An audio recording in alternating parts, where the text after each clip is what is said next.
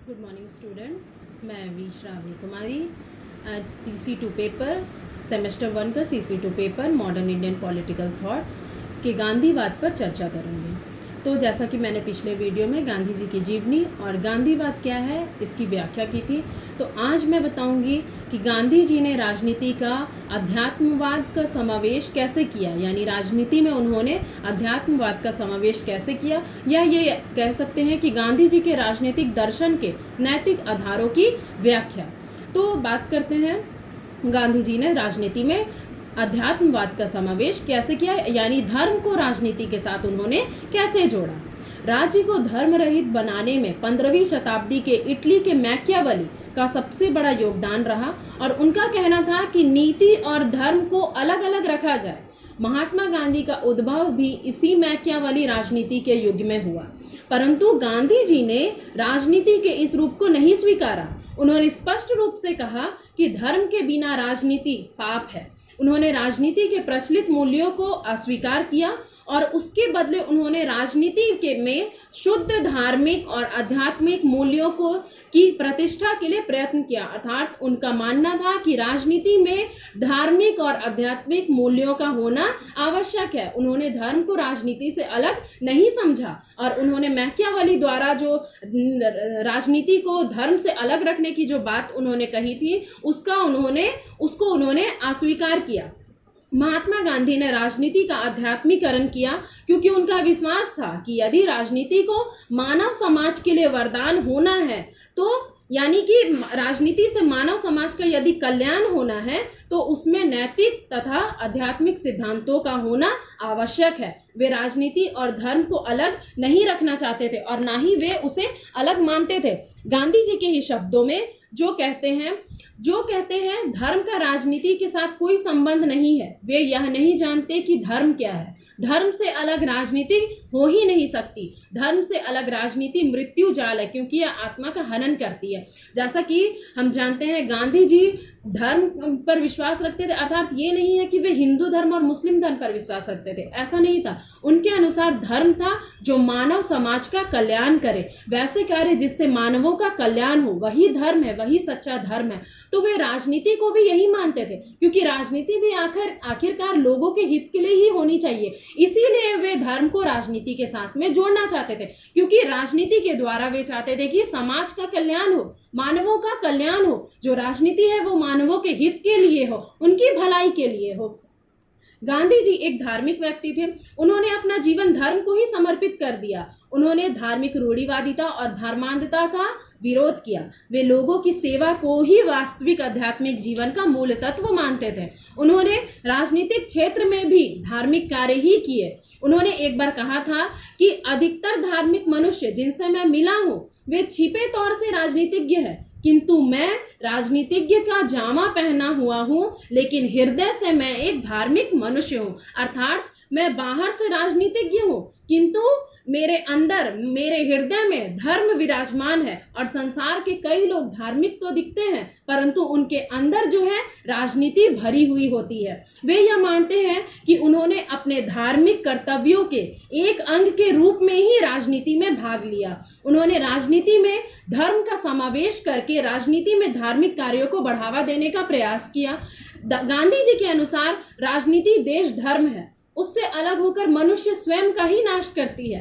गांधी जी पाखंड और दिखावेपूर्ण मूर्ति पूजा के में विश्वास नहीं रखते थे, वे उनका विरोध करते थे। वे रूढ़िवादी नहीं थे, वे मानवों की पूजा में विश्वास रखते थे, वे कोई मूर्ति पूजा में विश्वास नहीं रखते थे। उनके अनुसार मानवों की पूजा ही सच्ची पूजा है और वही ही सच्चा धर्म है। अर्थात मानवों की सेवा में ही उनको अपना सच्चा धर्म दिखता था।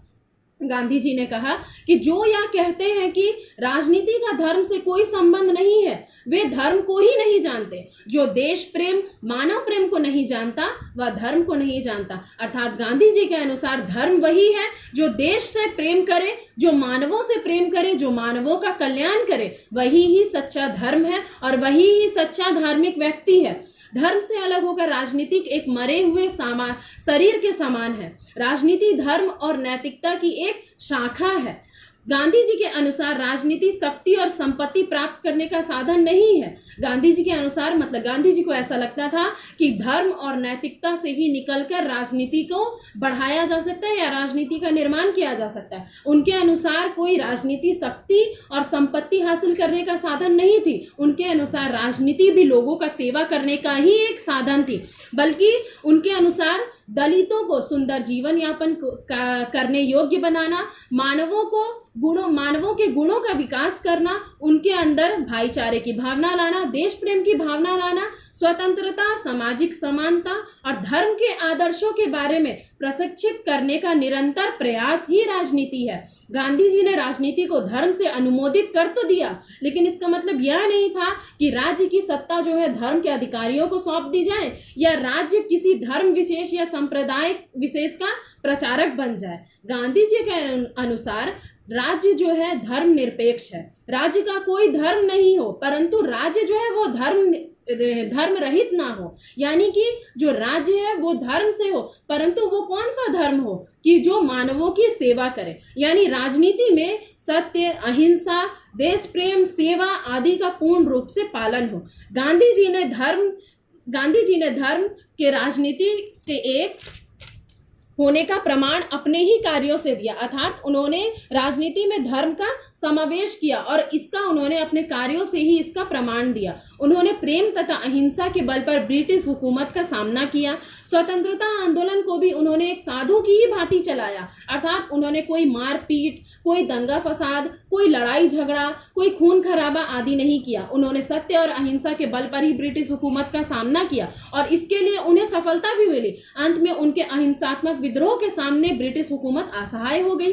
गांधी जी नैतिकता और शुद्ध आचार विचार को ही सच्चा धर्म मानते थे। उन्होंने राजनीति में भी नैतिक मूल्यों को ही महत्व दिया। उन्होंने राजनीति के आध्यात्मिकरण के पक्ष में थे, अर्थात राजनीति से वे विद्रोह, विघटन और विनाश को समाप्त करना चाहते थे। ये जो शक्ति की सत्ता, जो संपत्ति प्राप्त करने की जो सत्ता है, इसको वो समाप्त करना चाहते थे और इसके बदले में वे सद्भावना, सहयोग, समन्वय, संगठन के तत्वों का समावेश करना चाहते थे। उनकी राजनीति जो थी वो धर्म की पूरक थी, अर्थात वे धर्म को राजनीति का पूरक बताते हैं। संक्षेप में यदि कहा जाए तो महात्मा गांधी पहले धार्मिक और फिर राजनीतिज्ञ बने, क्योंकि बचपन से ही उनके ऊपर जो वैष्णव धर्म की छाप थी, उन जैन धर्म के उनके आदर्श थे। उन्होंने बचपन से ही सत्य, अहिंसा, प्रेम, देश सेवा को ही महत्व दिया, पूजा उपासना को महत्व दिया, जिससे कि मन की शुद्धि हो सके, लोगों का कल्याण हो सके। उन्होंने शुरू से ही मानवों का कल्याण करना, मानवों की सेवा करना, उनकी पूजा करने को ही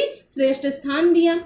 वे राजनीति में पढ़ने पर भी नीति, धर्म, नैतिकता को नहीं छोड़ सकते थे, क्योंकि वे बचपन से ही इस तरह के व्यक्ति थे, तो वे राजनीति में जाकर कैसे अपने धर्म को छोड़ सकते थे।